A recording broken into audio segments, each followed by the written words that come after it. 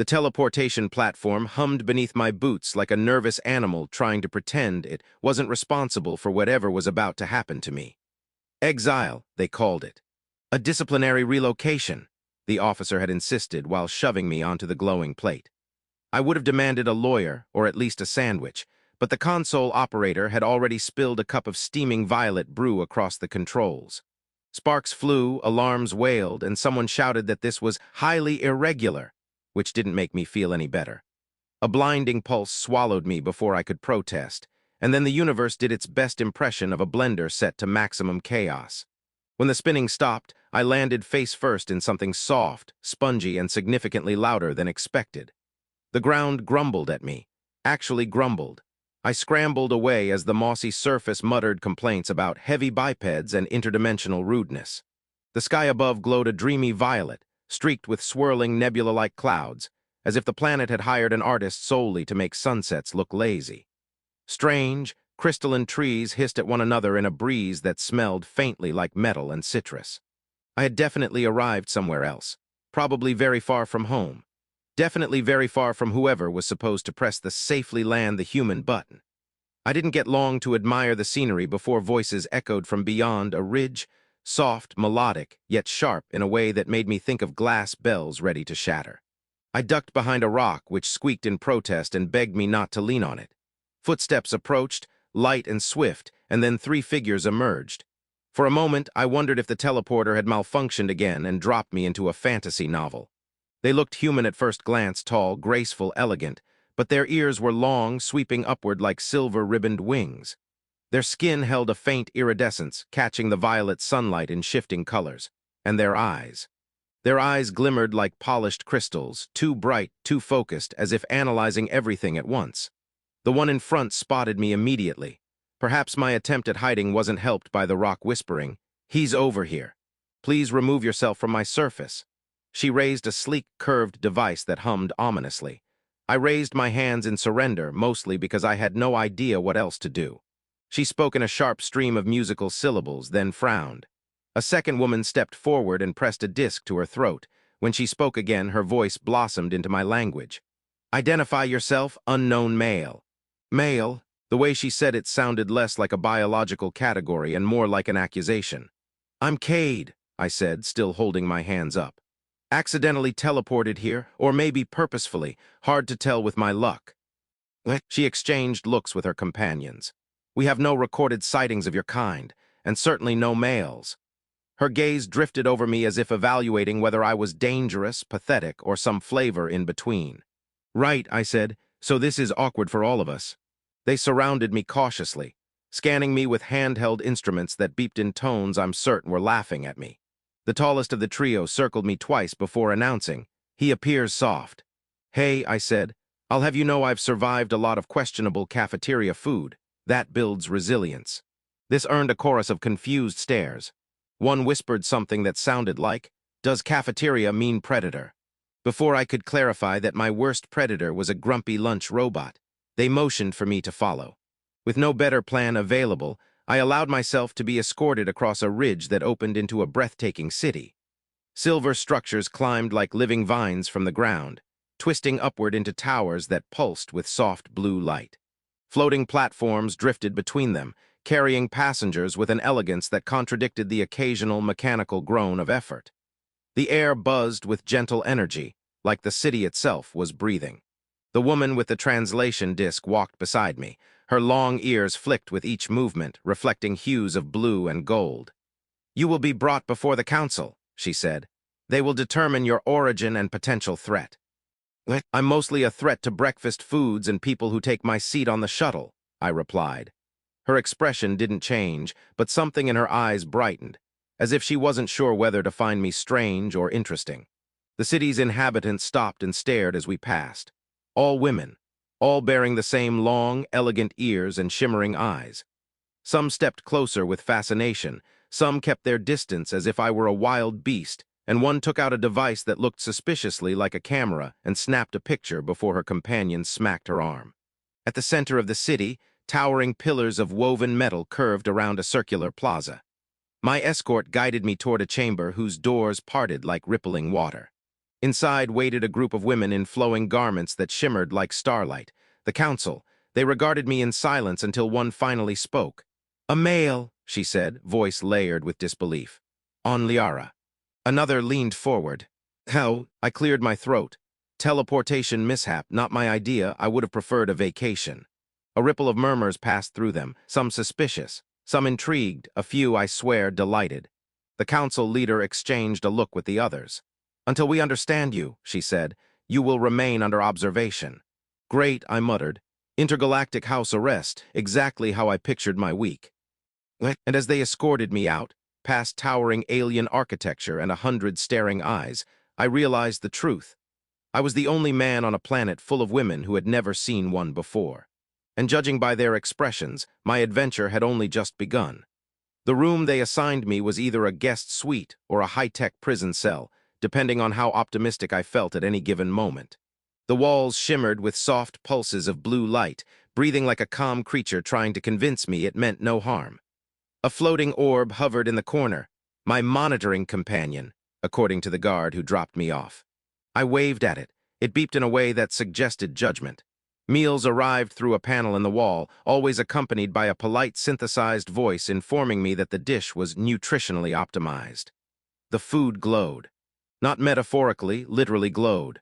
I tried not to think too hard about it and ate anyway. The taste was surprisingly good, like fruit and pastry had gotten into a polite argument and decided to compromise. Days blurred into routines of observation. Scientists came in shifts, armed with tools that hummed, clicked, and occasionally giggled. The first time one of their devices laughed, I nearly threw it across the room. Turned out the gadget was reacting to my unusual energy frequencies. Apparently, I emit hilarious energy. That's nice to know, but not everything was awkward scans and confused commentary about my anatomy. One researcher stood out, Sarali. Tall, poised, ears long and moonbright, with an expression that hovered somewhere between curiosity and mischief. While others kept a professional distance, she approached me as if I were a puzzle she couldn't wait to take apart, metaphorically or otherwise. "That is a strange growth," she said during our first conversation, pointing at my chin. "It's called a beard," I sighed. "Humans grow hair on their faces." Her eyes lit up, voluntarily. "Not exactly." She nodded seriously, tapping notes into her tablet. "Fascinating. You are a species of spontaneous filament producers. Please never call humans that again." As days passed, Sarali became my unofficial guide to Liaran culture. She explained their technology. Organic circuits grown like vines, memory crystals that served as data cores, and transportation pods that hovered suspiciously close to sentience. She even introduced me to a pod named Sixo, which claimed to be on medical leave due to emotional burnout. I wasn't sure whether to laugh or offer therapy. Walking through the city with Sarali often felt like traveling with a celebrity. Everywhere we went, long-eared passers-by paused, stared, whispered. A few waved cautiously. One tried to touch my arm before her friend dragged her away, scolding her for attempting unauthorized biological interaction. "Is this normal?" I murmured to Sarali as we crossed a bridge made of iridescent vines. "You are the only male on Liara," she said. "Some view you as a scientific anomaly, others think you are dangerous. And a few believe you might be a sign of impending cosmic balance." Great, nothing raises the pressure like being mistaken for a prophecy.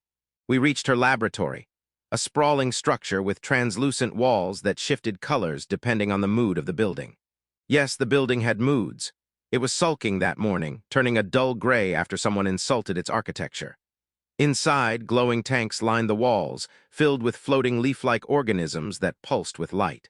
Sarali guided me to a platform surrounded by monitoring units. "I want to understand your energy field," she said with excitement that probably violated several ethical guidelines. "The readings yesterday showed irregularities."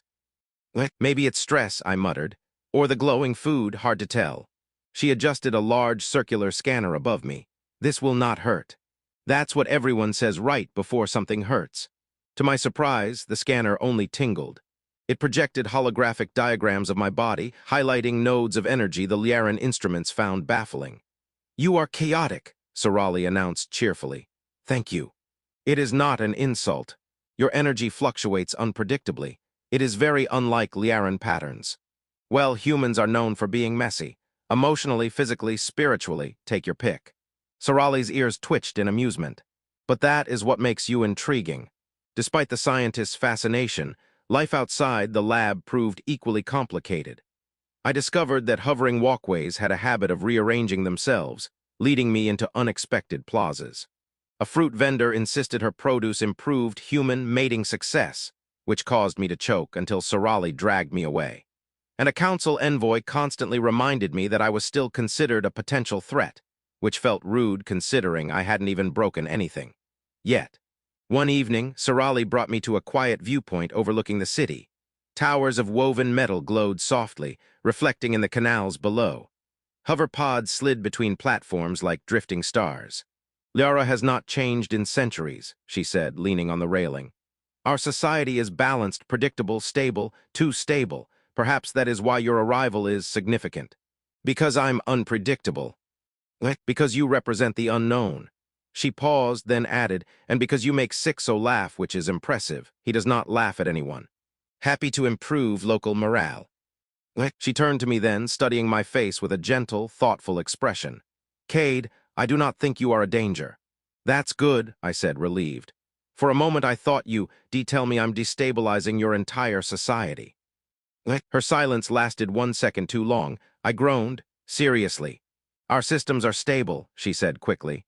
Mostly, probably, nothing has exploded yet. Yet, her ears flicked in amusement. Calm yourself. If something goes wrong, I will take responsibility. Comforting, I deadpanned. If the planet explodes, at least you'll file a proper report.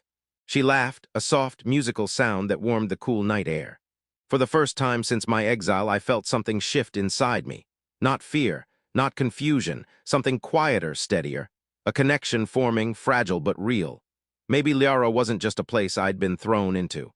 Maybe it was somewhere I was meant to change. Or somewhere that would change me. By the time the first tremors shivered through the city, I had learned enough about Liaran technology to know one thing for certain. A tower made of living metal should not shake. Sixo, the hover pod, zipped into the lab like a panicked beetle and announced, "Emergency! Emergency! Also, I forgot where I put my charging cable, but that is less important." Probably. Sorali looked up from her console, ears flicking with alarm. "The quantum membranes are destabilizing," she said, tapping rapidly at the holographic controls. "The fluctuations are spreading across the city." The lights around us dimmed, brightened, then flickered again like someone was playing with the planet's light switch. I felt a strange tug in my chest, the now familiar ache that came whenever my so-called chaotic energy reacted to Liaran technology. The scanner beside me lit up without being touched. Sorali turned toward me, realization dawning in her eyes. "Your energy field is resonating with the destabilization. That means we can track the source directly." "Great," I muttered. Nothing says adventure like being used as a human antenna. But she was already pulling me toward the exit, Sixo hovering anxiously behind us. Outside, the city glowed with eerie instability. Towers pulsed erratically, bridges rippled like waves, and the sky itself flickered with deep cracks of blue lightning. Citizens gathered in clusters, murmuring worriedly, their long ears angled in distress. When we reached the council chamber, the leaders were already in heated argument. As soon as they saw me, everything went silent. "The destabilization began shortly after his arrival," one counselor said sharply. "This cannot be coincidence." "It is not his fault," Sorali snapped. "The cause is deeper, older." Another counselor's gaze hardened. "Then prove it." Sorali turned to me with a determined expression. "We will." Before I could object, she dragged me into a descending platform that spiraled deep beneath the city. The walls changed from smooth metal to ancient alloy, etched with symbols that glowed faintly at our presence. "This is the original power core," Sorali explained, "built by our ancestors before recorded history. So it's old. Very old. Old enough to panic if someone sneezes near it." "Possibly," she said with a grim expression, "but we believe the core has been deteriorating for centuries. Your energy merely accelerated a failure already set in motion." Sixo floated ahead of us, projecting a nervous little spotlight. "Warning, structural integrity decreasing. Also, the floor is slippery. Please walk with intention." At the heart of the chamber lay a massive spherical reactor, split by crackling arcs of unstable energy. Each pulse sent a tremor through the air. My skin prickled as the energy resonated with me, tugging like a magnet. Sorali studied the readings. The core is amplifying your energy instead of absorbing it. If it continues, the membrane collapse will spread across the planet. And you want me to, what? Unplug myself? She gave me a small, reassuring smile. Not exactly. You can stabilize it by giving it a constant energy pattern instead of chaotic fluctuations. Sorali, my entire personality is chaotic fluctuations. You can do this, she said softly. You've already grown since the day you arrived. You've adapted, learned, helped us. That means your energy can adapt too. I wasn't sure if this was optimistic science or overly poetic encouragement, but her confidence steadied me more than the flickering floor did. She guided me to a platform near the core. The air hummed, thick with vibrating light. Place your hands on the conductor plates, she said. Focus on one emotion, something constant. I raised an eyebrow. You mean like fear?